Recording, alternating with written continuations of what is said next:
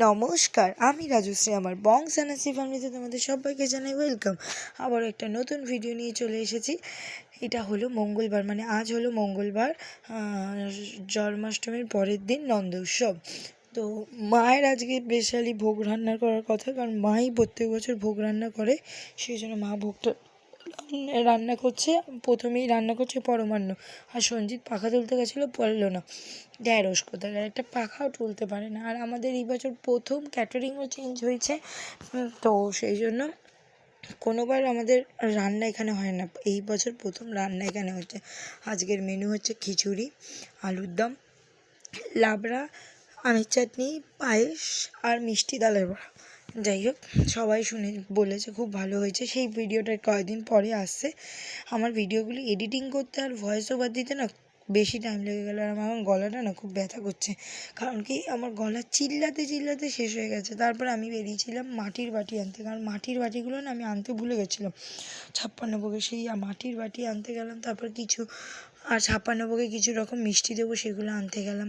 তো বেসিক্যালি শকুন্তলা কালীবাড়ির সামনে গেলাম, দেখলাম প্যান্ডেল হয়ে গেছে দুর্গা পুজো, আর দুর্গা মাও সুন্দর করে চলে এসছে। আর তো কদিনের বাকি পুজো আসছে, ঢিঙ্কা চিকা ওই ওই কি মজা, ঠাকুর দেখতে বেরোবো, খুব সুন্দর সুন্দর জামা কাপড় পরবো, অষ্টমীর দিন শাড়ি পরবো, এইগুলোই তো। কোনো কিছু অনুষ্ঠান এলে না আমার কাছে আগে সবথেকে বেশি ইম্পর্টেন্ট আনন্দ, সবাইকে নিয়ে আনন্দ করা। যেখানে সবাই নেই সেখানে আনন্দই নেই। দুজন মানুষ নিয়ে কী আনন্দ, হ্যাঁ সঞ্জিত আমি দুজন টাইম স্পেন্ড করবো, কিন্তু সবাই যেখানে দেবে সেখানে আলাদাই আনন্দ। এই যে রান্না হয়ে গেছে ওখানে ক্যাটারিংয়ের হাব, আর এখানেও মায়েরও ভোগ রান্না হয়ে গেছে, কিন্তু স্টোভটা খুব ডিস্টার্ব করছে, সেই জন্য স্টোভটাকে চেঞ্জ করে গ্যাস ওভেন কিনে নিয়ে আসা হলো। সঞ্জিত আর অটন কাকু মিলে গিয়ে গ্যাস ওভেনটা কিনে নিয়ে আসলো, আর এই যে বুড়ো মামা লাগিয়ে দিল। বুড়ো মামা সিলিন্ডার নিয়ে এলো টিপু মামা বাড়ি থেকে একটা এক্সট্রা লাগিয়ে, এই যে এইবার একদম ফার্স্ট ক্লাস ভোগ হবে। হ্যাঁ, এই স্টোভটার জন্য ভোগ হতে একটু লেট হয়ে গেছিলো। অন্যদিন আমাদের 12টার মধ্যে পরমান্নটা দেওয়া হয়ে যায়, বাকি ভোগগুলো 3টের মধ্যে আরতি করা হয়ে যায়, কিন্তু এইবার একটু লেট হয়ে যাওয়ার কারণে সেই জন্য একটু 4টে বেজে গেছিলো। আর আমার অফিস থেকে এই টাইমে দীপক কাকু আর আলিদা এসেছিলো, কিন্তু আমি দুঃখজনকভাবে জানাচ্ছি সরি, ক্ষমা প্রার্থী আমি, কারণ কি আমি ভোগ ওদের দিতে পারিনি অন্য ভোগ, কারণ কি যেই টাইমে ওরা এসেছিলো সেই টাইমে সত্যি ভোগ হয়নি, তো সেই জন্য দিতে পারিনি। আমি চেষ্টা করব ওদেরকে নেক্সট টাইম ভোগ খাওয়ানোর বা দেওয়ার। সামনেই রাধাষ্টমী আসছে, আমি চেষ্টা করব ওদের জন্য আলাদা করে তুলে রাখার। এই যে আমার মা মাথায় করে এখন ভোগ নিয়ে যাচ্ছে, আর আমি পিছনে কী সব জানি করছিলাম, ভুলে গেছি আমি কী সব করছিলাম।